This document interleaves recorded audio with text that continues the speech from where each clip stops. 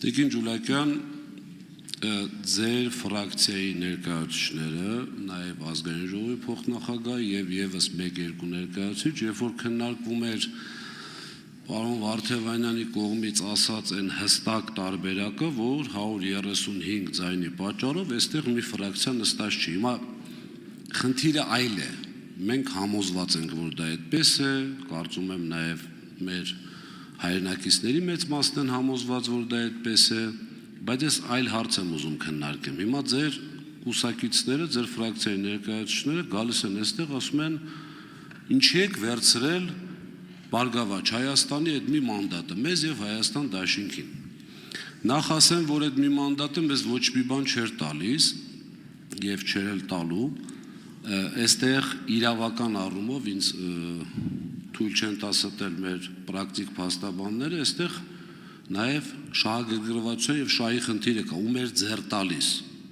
Ակնհայտ է, որ ձեզ էր ձեռ տալիս, որովհետեւ 2/3-5 չեք ունենում այլ պարագայում։ Հիմա հարցս հետեւյալն է. դուք որպես պետաիրավական հանձնաժողովի նախագահի թեկնածու կարող եք հստակ ասել այն մեխանիզմը, որով օրինակ ընդդիմադիր ուժեղ Հայաստան կուսակցությունը Դաշինքը, ֆրակցիան կարող էր հրաժարվել այդ մեկ մանդատից։ Ես ասեմ, երկու տարբերակ է ստեղ, 3-րդ, 4-րդ ոչ մեկ չգա ասի։ Կամ իրավական մեխանիզմը կար,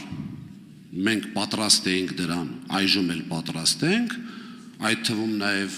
քաղաքական պատասխանատվություն ստանձնելով նաև ձեր ֆրակցիան հրաժարվել,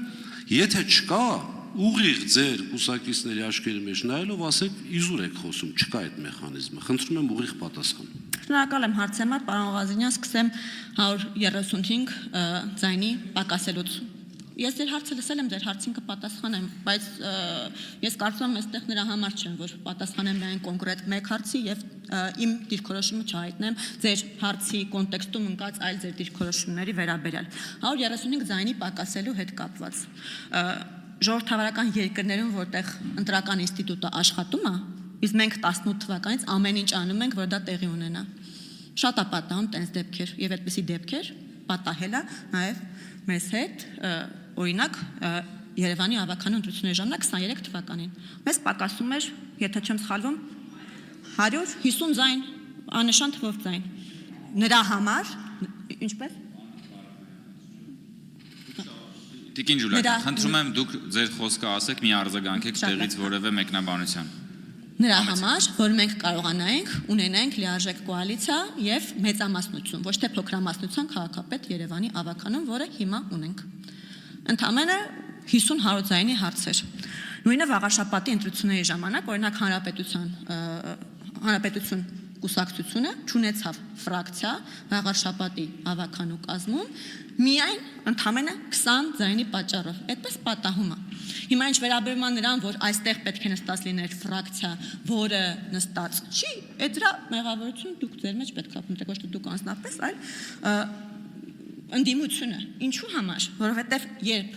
դուք անկանոն կրակահերթեր եք արձակում, փորձելով իմիտացիա ստեղծվել, որ Հայաստանի Հանրապետությունում ընտրությունները կեղծվում են, այն դեպքում, երբ այդպիսի բան տեղի չի ունենում եւ չի կարող ունենալ։ Այնպես է պատահում, որ այդ փամփուշտներից մեկը նաեւ ձերոնց է կպնում։ Եվ դժբախտություն է պատահել այդպես, եւ ընտրական օրենսգրքի շրջանակներում այդ մարդիկ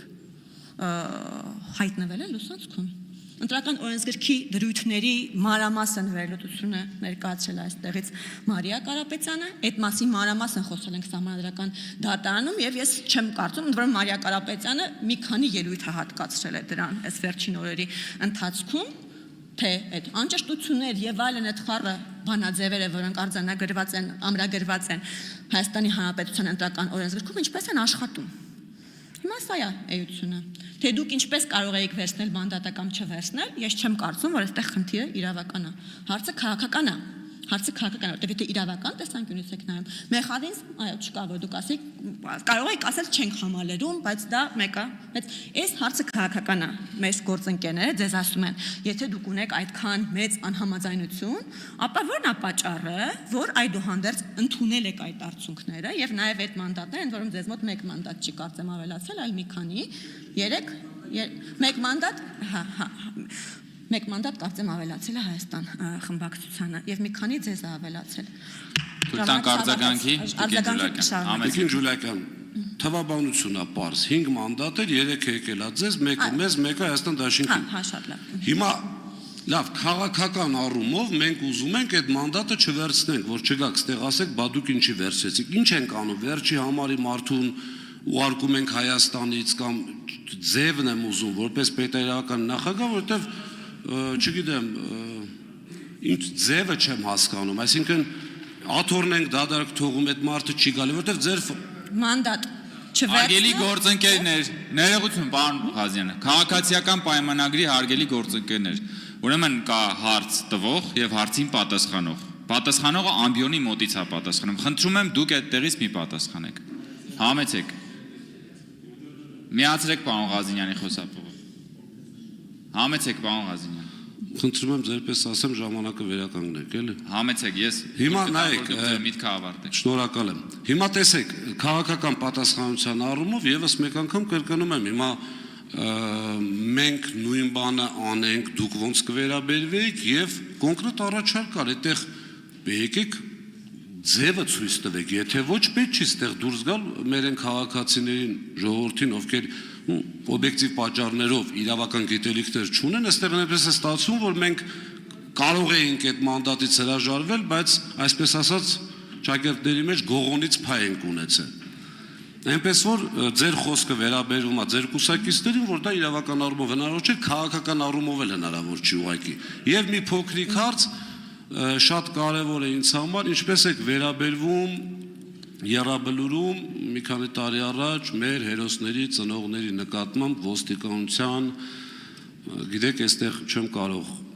բարեկրթությունից դուրս չեմ գա, եկեք ոչ մի բառ չասեմ այդ գործողություններին։ Ձեր ուղիղ գնահատականը։ Շնորհակալ եմ հարցի համար, եթե ձև եք ուզում, կարող եմ ծայրահեղ ձև ձեզ հուշել, ծայրահեղ ձև, դուք արդեն որոշեք, դուք այդ ծայրահեղ ձևին կուզեք գնալ, թե ոչ, չվերցնել մանդատը, յուրաքանչյուր հաջորդ տեխնացու անի ինքնաբացարկ։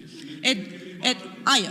դրա համար եմ ասում ծայրահեղ ձև, չեմ ասում շատ լավ ձև, ասում ծայրահեղ ձև։ Դուք ինձ ասում եք ձևը, ես ձեզ ասում ձևը, որը ծայրահեղ է, արձանագրում եմ ինքս։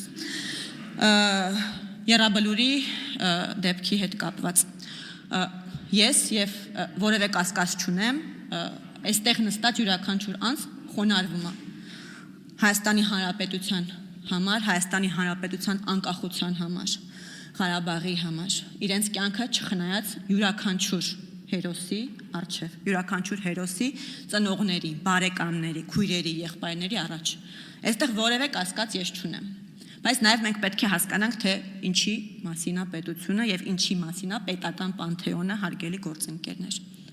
Պետական պանթեոնը ինքը մասնավոր գերեզմանատուն չէ։ Պետական պանթեոնը այն մասին է, որ այնտեղ կարող են տեղի ունենալ նաև պետական արարողակարգեր։ Եվ ես շատ ցավում եմ, որ ցավոք սրտի մեր հերոսների ծնողները ժամանակ առ ժամանակ գործիքայնացվում են մեր ընդդիմադիր մի շարք գործընկերների կողմից եւ փորձ է կատարվում վերջիններիս կողմից խոչընդոտել պետական արարողակարգերը։ Որևէ մեկի սեփականություն չի կարող լինել Եռաբլուրը բոլորիս ցավն է։ Եվ չի կարող որևէ մեկը անկախ նրանից նա զոհվածի ծնող է թե ոչ, ամենայն հարգանքով նորից եմ ասում եւ խոնարհումով նրանց նկատմամբ խոչընդոտի այդ